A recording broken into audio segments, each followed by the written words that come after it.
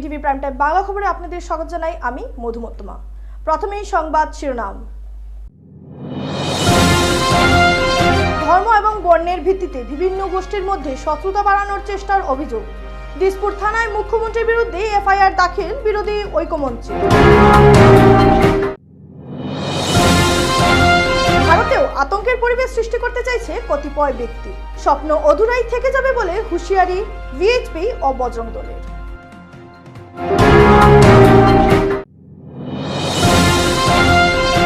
অন্তর্ভুক্ত 9 লক্ষের অধিক মানুষের বায়োমেট্রিক ছাড়ের বিষয় প্রশ্ন উত্থাপন করে সরকারকে কাঠগড়ায় দাঁড়া করালেন তৃণমূল নেত্রী সুস্মিতা। এবারে যাচ্ছি বিস্তারিত খবরে।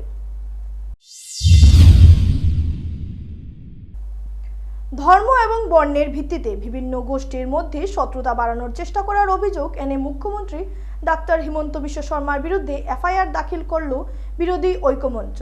বুধবার দিসপুর থানায় ঐক্যমঞ্চের সভাপতি ভূপেন বোরা ও সম্পাদক লুরুনজ্যোতি গগৈ এফআইআর দাখিল করেন। তারা এফআইআরে উল্লেখ করে বলেন, ধিঙ্গের এক কিশোরী ধর্ষণের জঘন্য কাজের বিরুদ্ধে গোটা অসম ক্ষোভে ফেটে পড়েছে। এই ধরনের জঘন্য কাজের সুযোগ নিয়ে অভিযুক্ত ব্যক্তি একটি নির্দিষ্ট সম্প্রদায়কে লক্ষ্য করে সাম্প্রদায়িক উন্মাদনা ছড়ানোর চেষ্টা করছেন, যার ফলে শিবসাগরে বিজেপি কর্মী ও নেতারা ধর্মীয় সংখ্যালঘু সম্প্রদায়ের কিছু লোকের বিরুদ্ধে দাঁড়িয়েছে। এরকম একটি ঘটনায় নাজিরার ময়ূরবর গুহায় তার অধীনে কাজ করা কিছু শ্রমিককে শারীরিকভাবে লাঞ্ছিত করেছিলেন। রাজ্যে দাঙ্গার মতো পরিস্থিতি তৈরির ষড়যন্ত্রের অংশ হিসেবে এটি করা হয়েছে এবং অভিযুক্ত হেমন্ত বিশ্ব শর্মা এবং অন্যান্য বিজেপি নেতারা এই ধরনের অশান্তি সৃষ্টির অপরাধমূলক ষড়যন্ত্রের অংশ। মুখ্যমন্ত্রী একটি নির্দিষ্ট সম্প্রদায়কে লক্ষ্য করে উস্কানিমূলক বক্তব্য দেওয়ার ইতিহাস রয়েছে। 1 বছর আগে তিনি গুয়াহাটি থেকে একটি ধর্মীয় সম্প্রদায়ের লোকেদের তিনি তাদের মিয়া হিসাবে আখ্যাত করেছিলেন। উচ্ছেদের জন্য লোকেদের অনুরোধ করেছিলেন। ধর্মীয় সংখ্যালঘুদের বিরুদ্ধে তার উত্তেজনা অব্যাহত রেখে অভিযুক্ত ব্যক্তি শাহ আলম নামে এক সাংবাদিককে সুস্পষ্ট সাম্প্রদায়িক নোংরামি দিয়ে টার্গেট করেন। এসব কথা উল্লেখ করে মামলা নথিভুক্ত করার অনুরোধ জানান। কাছাড়ের পুলিশ সুপার নুমল মোহত্তর সঙ্গে বুধবার এক বৈঠকে মিলিত হয়ে জেলার আইন শৃঙ্খলা নিয়ে দীর্ঘ সময় আলোচনা করলেন বিশ্ব হিন্দু পরিষদ ও বজরং দল। বৈঠক শেষে সংবাদ মাধ্যমের মুখোমুখি হয়ে সংস্থার কর্মকর্তারা জানান, কাছাড়ের বর্তমান পরিস্থিতি চিন্তার কারণ হয়ে দাঁড়িয়েছে। কিছু লোক গুজব ছড়িয়ে গোটা দেশে আতঙ্কের পরিবেশ সৃষ্টি করতে চাইছে বলে ধারণা সংস্থার। এই অবস্থায় কাছাড়েও আতঙ্কের পরিবেশ সৃষ্টি হয়েছে। জেলায় সংঘটিত লাভ জিহাদ, ল্যান্ড জিহাদ, অপহরণ, ধর্ষণ ও বিভিন্ন ধরনের গুজব ছড়ানোর পাশাপাশি কাঠিগড়ার জালালপুরে সংঘটিত ঘটনার বিষয়ে পুলিশ সুপারের সঙ্গে বৈঠক করে দীর্ঘক্ষণ আলোচনা করেছেন সংস্থার কর্মকর্তারা। যদিও কাছাড়ের পুলিশ সুপার নুমল মোহত্ত জেলার আইন শৃঙ্খলা রক্ষার্থে দিনরাত পরিশ্রম করে যাচ্ছেন, তথাপি একের পর এক ঘটনা জেলায় সংঘটিত হচ্ছে।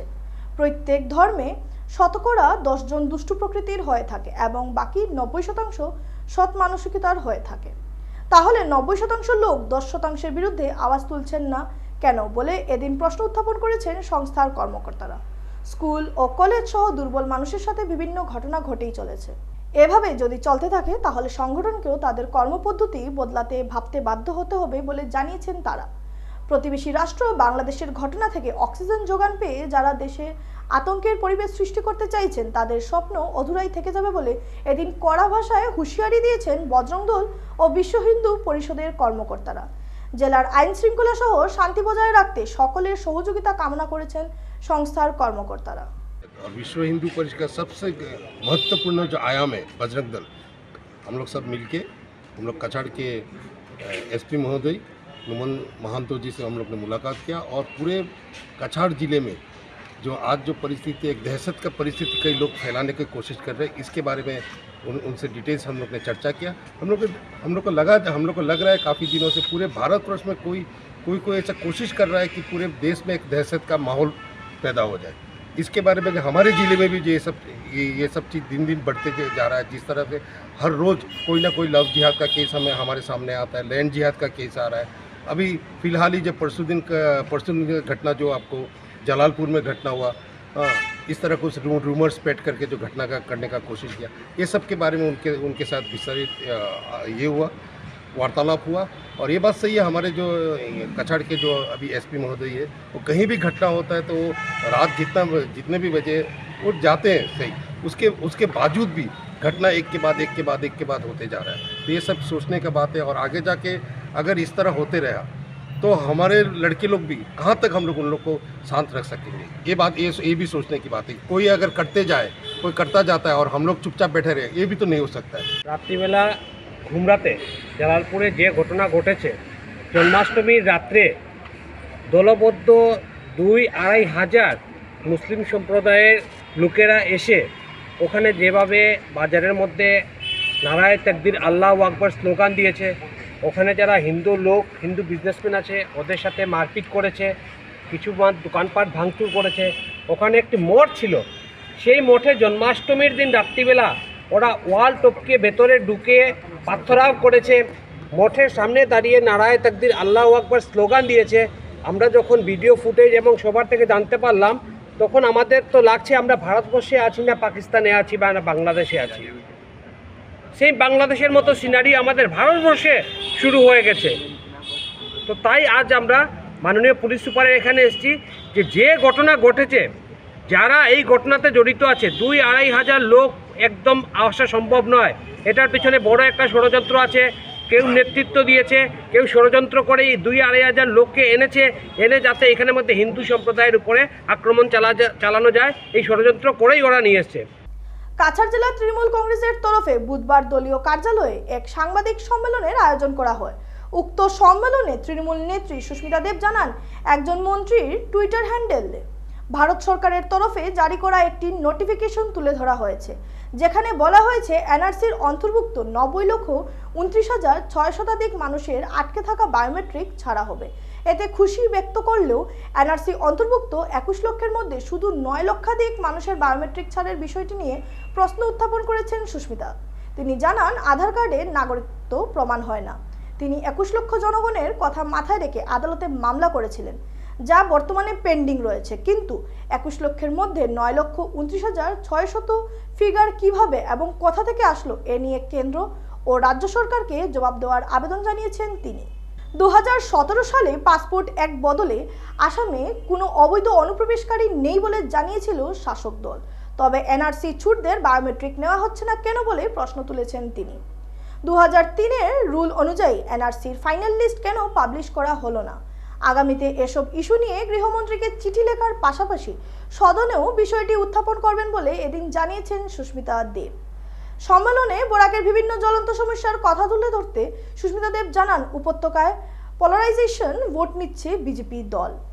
বেহাল রাস্তাঘাট, বন্ধ করে রাখা পৌরসভা নির্বাচন, বিলুপ্ত হওয়া শিল্প প্রতিষ্ঠান ও অন্যান্য বিষয়ে শাসক দলের কোনো মাথা ব্যথাই নেই। যতদিন পোলারাইজেশন থাকবে ততদিন বরাকের সমস্যা সমাধান হবে না বলেও দাবি করেছেন তিনি। মন্ত্রীর টুইটার হ্যান্ডেলে দেখা গেল যে একটা মিনিস্ট্রি অফ হোম অ্যাফেয়ার্স থেকে বা রেজিস্ট্রার জেনারেল অফ ইন্ডিয়া মানে গভর্নমেন্ট অফ ইন্ডিয়ার পক্ষ থেকে একটা অফিস মেমোরেন্ডাম মতো রিলিজ করা হয়েছে। সেখানে লিখিয়েছে যে 9,32,600 মতো মানুষের যাদের বায়োমেট্রিক্স আটকানো ছিল বিকজ অফ এনআরসি, এটা রিলিজ করা হোক এবং সলিসিটর জেনারেল অফ ইন্ডিয়া কাছ থেকে লিগ্যাল ওপিনিয়ন নেওয়া হয়েছে এবং সলিসিটর জেনারেল অফ ইন্ডিয়া লিখে দিয়েছেন that there is no legal impediment in issuing Aadhaar card in Assam. যাদের to those affected persons whose Aadhaar number card has been stopped by UID due to NRC draft exercise.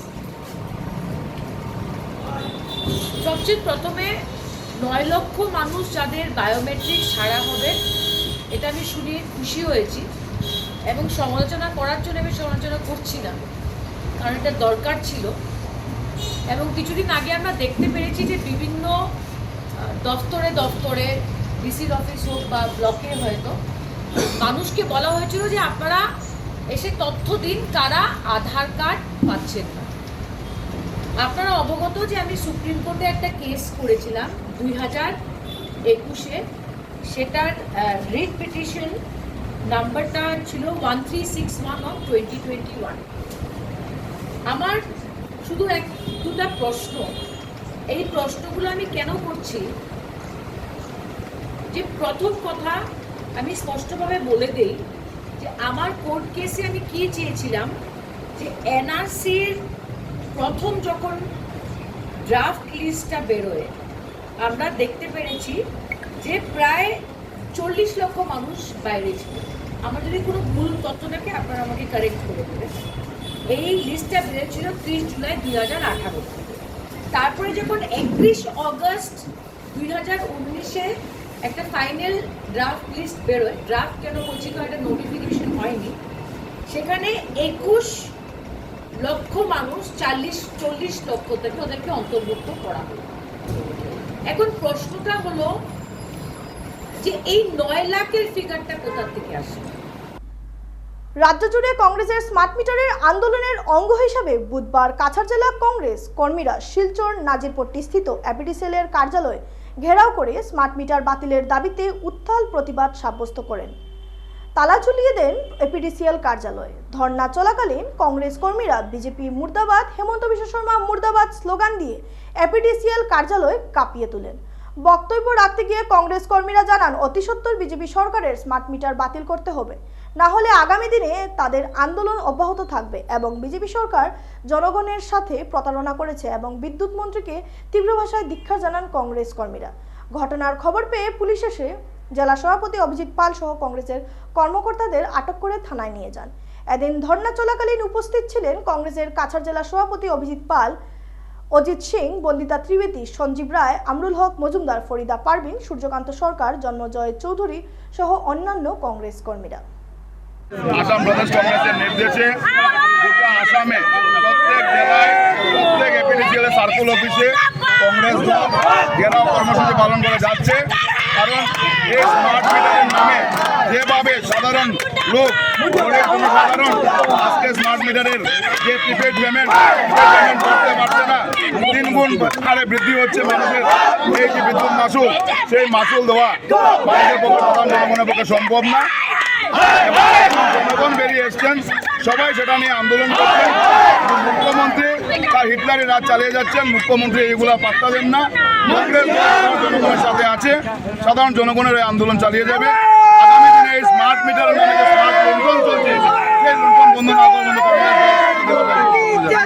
আমরা ধিক্কার জানাই যে সরকার জনগণকে প্রতিশ্রুতি দিয়ে ক্ষমতায় এসেছিলেন যে 24 ঘন্টা বিদ্যুৎ, এখন পর্যন্ত 24 ঘন্টা বিদ্যুতের প্রতিশ্রুতি ওনারা পূর্ণ করতে পারেননি। এখন পর্যন্ত যেখানে বিদ্যুৎ নেই সম্পূর্ণ বিদ্যুতায়ন করতে পারেননি। আজকে এই যে স্মার্ট মিটারের নামে গরিব মানুষকে যেভাবে লুণ্ঠন করা হচ্ছে, গত 2-3 মাস যাবৎ যে ইউনিট ছিল 6 টাকা, বর্তমানে 9.5 টাকা। এই যে মানুষকে মারাত্মকভাবে, বিশেষ করে গরিব মানুষকে এই বর্তমান বিজেপি সরকার যেভাবে যন্ত্রণা দিচ্ছে, এই যন্ত্রণা থেকে মুক্তির একমাত্র উপায় আমরা ভারতীয় জাতীয় কংগ্রেস জনসাধারণের পক্ষে, জনসাধারণের স্বার্থে লড়াই আগেও করেছে, এখনো করছে, আগামী দিনেও করে যাব। আমরা যতদিন পর্যন্ত এই যে জনবিরোধী ডিজিটাল মিটার প্রত্যাহার না করা হবে, ততদিন পর্যন্ত আমরা আন্দোলন করে যাব। স্মার্ট মিটার প্রত্যাহারের দাবিতে প্রতিবাদে মাঠে নেমেছে হাইলাকান্দি জেলা কংগ্রেস। বুধবার হাইলাকান্দির বিদ্যুৎ বিভাগের এজিএম কার্যালয়ে ঘেরাও করে প্রতিবাদ বিক্ষোভ দেখায় প্রায় 2 শতাধিক কংগ্রেস কর্মী সমর্থকরা। হাইলাকান্দি কংগ্রেস ভবন থেকে বিশাল র্যালি বের করে স্মার্ট মিটার প্রত্যাহারের দাবিতে সরকার বিরোধী বিভিন্ন স্লোগানে উত্তপ্ত করে তোলেন হাইলাকান্দি শহর। এরপর বিদ্যুৎ বিভাগের এজিএম কার্যালয়ে ঘেরাও করে প্রতিবাদ জানান কংগ্রেসের নেতৃবৃন্দরা। বিদ্যুৎ বিভাগের এজিএম এর সঙ্গে সাক্ষাৎ করে শীঘ্রই স্মার্ট মিটার প্রত্যাহার করার জোরালো দাবি জানান প্রতিবাদকারীরা। বিদ্যুৎ বিভাগের এজিএম অবশ্যই তাদের দাবিগুলো বিভাগীয় ঊর্ধ্বতন কর্তৃপক্ষের সঙ্গে আলোচনা করার আশ্বাস দিয়েছেন। এদিনের প্রতিবাদী কর্মসূচিতে উপস্থিত ছিলেন অসম প্রদেশ কংগ্রেস কমিটির প্রশাসনিক সাধারণ সম্পাদক রামান্না বড়ুয়া, সাধারণ সম্পাদক আমিনুর রশিদ চৌধুরী, অসম বিধানসভার প্রাক্তন উপাধ্যক্ষ আমনুল হক লস্কর, হাইলাকান্দি জেলা কংগ্রেসের সভাপতি শামসুদ্দিন বড়লস্কর, সাংগঠনিক সাধারণ সম্পাদক মনোজ মোহন দেব, সাধারণ সম্পাদক মিতুজ্জামান লস্কর, সাধারণ সম্পাদক পারভেজ আহমেদ লস্কর, কোষাধ্যক্ষ সাগির আহমেদ লস্কর, সম্পাদক কুটুন লস্কর, প্রাক্তন জেলা পরিষদ সদস্য আফতাবউদ্দিন লস্কর, মহিলা কংগ্রেসের সভানেত্রী মাধবী শর্মা সহ অন্যান্যরা। এদিকে এর আগে এদিন হাইলাকান্দি জেলা কংগ্রেসে সাংগঠনিক সাধারণ সম্পাদক মনোজ মোহন দেবের নেতৃত্বে কংগ্রেস ভবনে এক যোগদান কর্মসূচি অনুষ্ঠিত হয়। এদের সবাইকে দলীয় টুপি ও গামছা ইত্যাদি দিয়ে আনুষ্ঠানিকভাবে বরণ করেন কংগ্রেসের নেতারা।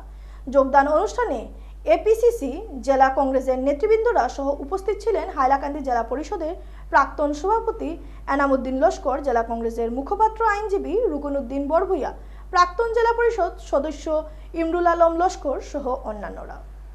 অসম প্ৰদেশ কংগ্ৰেছৰ ফালৰ পৰা এটা গোটেই অসমত স্মাৰ্ট মিটাৰৰ বিৰুদ্ধে কংগ্ৰেছ আন্দোলনত নামিছে। যোৱাকালি কৰিমগঞ্জ ডিষ্ট্ৰিক্টৰ ফালৰ পৰা আপোনাৰ হাইলাকান্দি ইনচাৰ্জ যোনজন আছে CEO বদলপুৰত বহে, তেখেত কৰিমগঞ্জৰ ইনচাৰ্জ।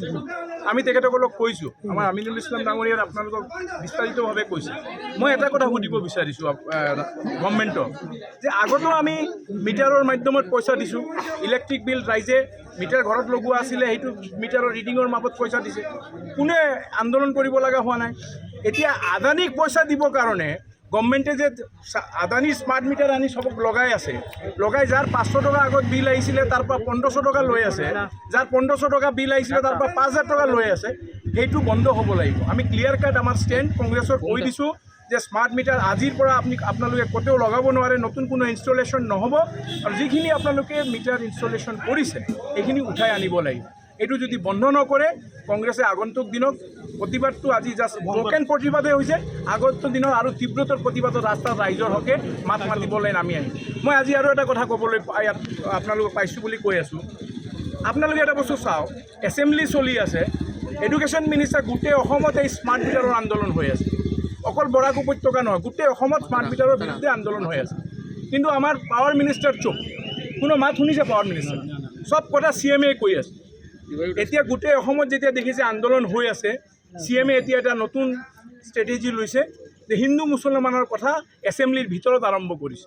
এইটো হ'ল এই স্মাৰ্ট মিটাৰৰ আন্দোলন দাবাবৰ কাৰণে, আৰু ৰাইজক আমি কংগ্ৰেছ দলৰ ফালৰ পৰা আহ্বান জনাই আছোঁ যে আপোনালোকে সতৰ্ক থাকিব, শান্তি সম্প্ৰীতি অসমত যেন বজাই থাকে। কংগ্ৰেছ দলৰ পৰা এই আবেদনটুকু আমাৰ কংগ্ৰেছ দলৰ ফালৰ পৰা আপোনালোকৰ আবেদন জনাম। এবারে খবর নিচ্ছি সামান্য বিরতি, সঙ্গে থাকুন।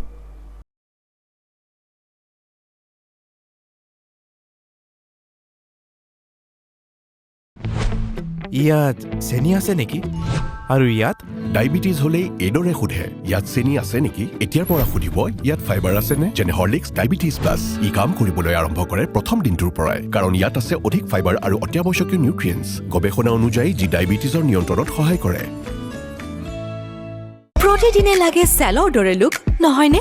কিন্তু প্ৰতিদিনে চেললৈ যোৱা অসম্ভৱ। তেন্তে বাট কিয়াৰা চেলনটো ঘৰতে আছে। ট্ৰেছমে কেৰাটিন স্মুথ ইয়ৰ চেলন প্ৰফেশ্যনেল কেৰাটিন আৰু আৰ্গন অইলৰ সৈতে ফ্ৰিজ কণ্ট্ৰল কৰে 72 ঘণ্টালৈকে। প্ৰতিদিনে শৰীৰক ষ্টাইলিছ, শৰীৰক সাজু। ট্ৰেছমে এতিয়া ঘৰতে চেল। আচাৰ কিনিবলৈ কোনো অহাই নাই। ট্রাই করো মাত্র 10 টাকা, মাত্র 10 টাকা। কোনো কথা নাই, 10 টকাৰ সাৰ্ফ এক্সেলেৰে এই যে দিদাক গুচি যাব। সাৰ্ফ এক্সেল মাত্ৰ 10 টকাত। স্কুল যাবলৈ ৰেডি? 1942 ভাৰত ত্যাগ আন্দোলন, 1947 ভাৰতৰ স্বাধীনতা। কৰ পৰা পঢ়ি আছা? ইয়াৰ পৰা। প্ৰতিদিনে হৰলিক্স প্ৰতিক্ষণে ৰেডি, কাৰণ কনচেন্ট্ৰেশ্যন বঢ়োৱাৰ বাবে হৰলিক্স হ'ল প্ৰমাণিত, যাতে ল'ৰা ছোৱালী হয় শাৰ্প। খসি গলি নহয় তাত, এনেকৈ ভিতৰলৈকে যোৱা টান। ইজি ইজি ইজি ইজি এতিয়া হৈ পৰে নহয় ইজি ইজি হৈ গৈছে। ইজি লিকটা দাগ, এই দাগ গুচোৱা easy. Surf Excel easy wash. ইয়াৰ 10খন হাতৰ শক্তি ইমান বেছি, লিকটা দাগ গুচোৱা হৈ পৰে easy. Surf Excel easy wash. তোজো কি হ'ল? হলো হৈ গল মা, হলো হৈ গল হলো হৈ গল হলো হৈ গল। তোজোৰ বাঢ়ি অহা গ্ৰোথৰ বাবে পুষ্টি যাতে কম হৈ নপৰে, সেয়ে জুনিয়ৰ হৰলিক্স। ইয়াৰ DHA প্ৰটিন আদিৰ দৰে 27 বিধ পুষ্টিকৰ উপাদানে শিশুহঁতৰ শাৰীৰিক বৃদ্ধি আৰু মগজৰ বিকাশত সহায় কৰে। সম্পূৰ্ণ পুষ্টি অৰ্থাৎ সম্পূৰ্ণ গ্ৰোথ। মুথুত ফাইনেন্সৰ পৰা গোল্ড লোন লওঁতে সন্দেহ কৰিবলৈ একো নাই, কাৰণ ইয়াত আছে সম্পূৰ্ণ স্বচ্ছতা, 100% ভৰসা আৰু সুৰক্ষা। সেয়েতো মুথুত ফাইনেন্স হ'ল ভৰসা ইণ্ডিয়াৰ। গতিকে গোল্ড লোন লোৱাৰ বাবে কল কৰক 1-800-313-1212 লৈ। আৰে দাদা, এক্সকিউজ মি, আপুনি ভাগৰি পৰা যেন লাগিছে, আপুনি বহক। মাজ বয়সতে বুঢ়া মানুহৰ দৰে ভাগৰ সেয়ে সদায় লগ ৰিভাইটেল এইচ। ইয়াৰ 19বিধ মাল্টিভিটামিনছ মিনাৰেলছ আৰু নেচাৰেল জিংচিঙে অক্সিজেন বহন ক্ষমতা বৃদ্ধি কৰে আৰু দিয়ে 30% বেছি এনাৰ্জি মাত্ৰ 30 দিনতে। ৰিভাইটেল এইচ। মুথুত ফাইনেন্সে কিন্তু শতিকা জুৰি আপোনাৰ ভৰসা অব্যাহত ৰাখিছে আৰু চিৰদিন ৰাখিব। মুথুত ফাইনেন্স, শতিকা জোৰা ভৰসা চিৰদিনৰ বাবে। ইণ্ডিয়াৰ number 1 most trusted financial services brand. গতিকে গোল্ড লোনৰ বাবে কল কৰক 1-800-313-1212 লৈ। ফিরে এলাম বিরতির পর। আজ ডিমা হাসাও জেলার হাফলংয়ে NABARD National Bank for Agriculture and Rural ডেভেলপমেন্টের জেলা প্রবন্ধক কার্যালয়ের উদ্বোধন করা হয়। আজকের এই কার্যালয়ের উদ্বোধন অনুষ্ঠানে মুখ্য অতিথি হিসেবে উপস্থিত ছিলেন ডিমা হাসাও স্বশাসিত পার্বত্য পরিষদের শিক্ষা দপ্তরের ইএম ধনপাইনন থাউসেন, পরিষদের কৃষি দপ্তরের ইএম প্রতিভা জহুরি, পরিষদের সচিব থাইসোদাও দাউলগুপ্ত সহ জেলা প্রশাসনের আধিকারিক সহ জেলার বিভিন্ন ব্যাংকের আধিকারিকরা। এদিকে কার্যালয় উদ্বোধনের পর উপস্থিত নাবার্ডের বিষয়ে বিভিন্ন বক্তব্য তুলে ধরেন নাবার্ডের জেনারেল ম্যানেজার নবীন কুমার রায়। এছাড়া এদিন অনুষ্ঠান শেষে নাবার্ডের জিএম রায় নাবার্ডের বিষয়ে বিস্তারিত তথ্য তুলে ধরেন অনুষ্ঠানে উপস্থিত সাংবাদিকদের সম্মুখে। आज 28 अगस्त 2024 को नाबार्ड ने आसाम में 18th DDM ऑफिस खोला। जिला विकास प्रबंधक कार्यालय डिमा हासाओ यहाँ पर विधिवत रूप से आज से कार्य कर रहा है। हमने एक यंग अधिकारी को यहाँ पोस्ट किया है।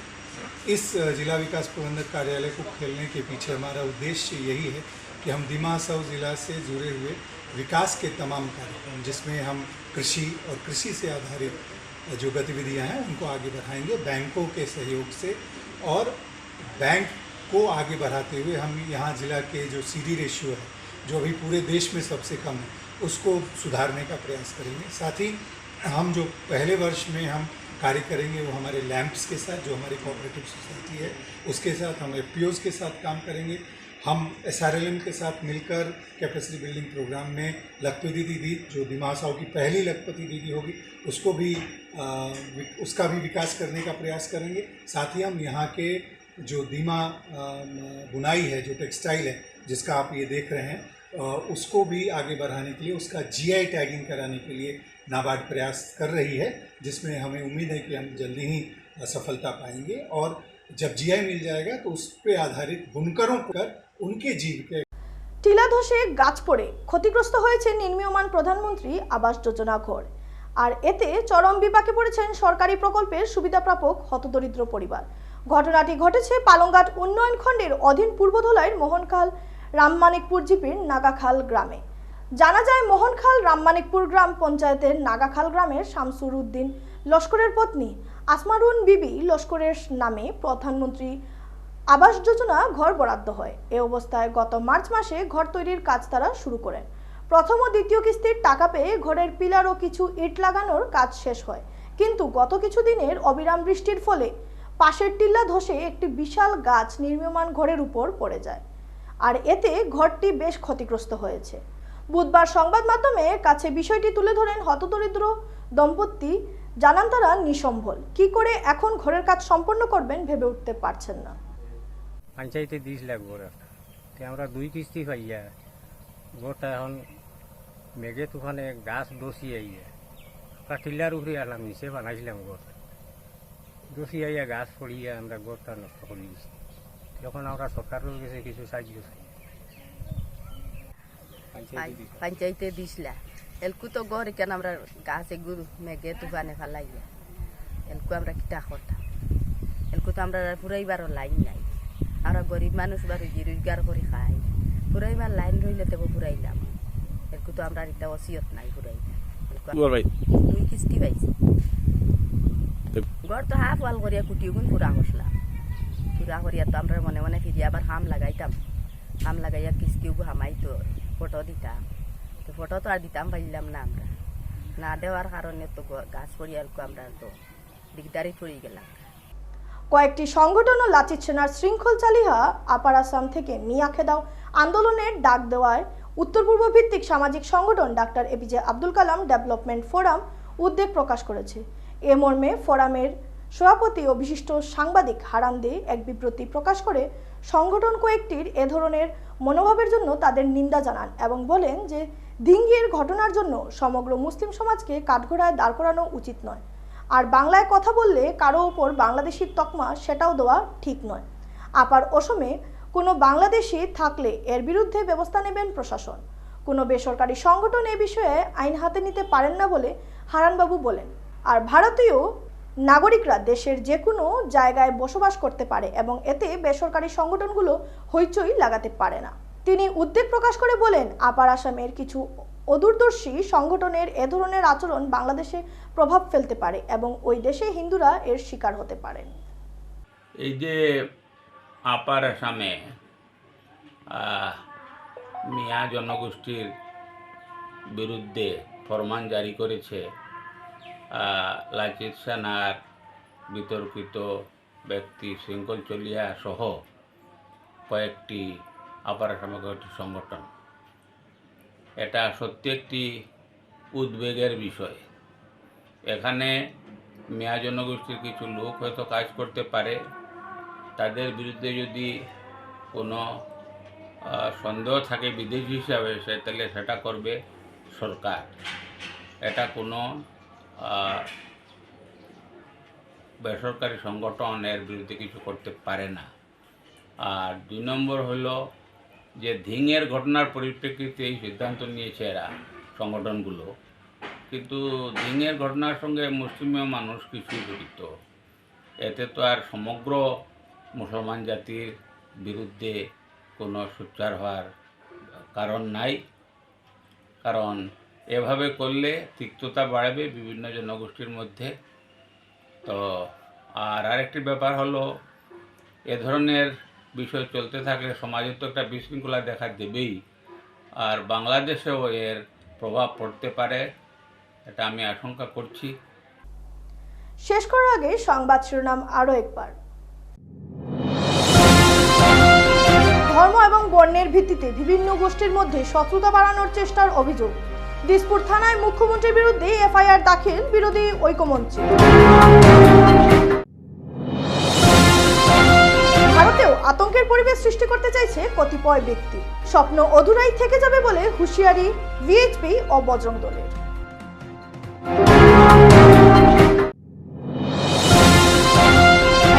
অন্তর্ভুক্ত 9 লক্ষের অধিক মানুষের বায়োমেট্রিক ছাড়ের বিষয় প্রশ্ন উত্থাপন করে সরকারকে কাঠগড়ায় দাঁড়া করালেন তৃণমূল নেত্রী সুস্মিতা। বিটিভি প্রাইম টাইম বাংলা খবর আজ এ পর্যন্তই। নমস্কার।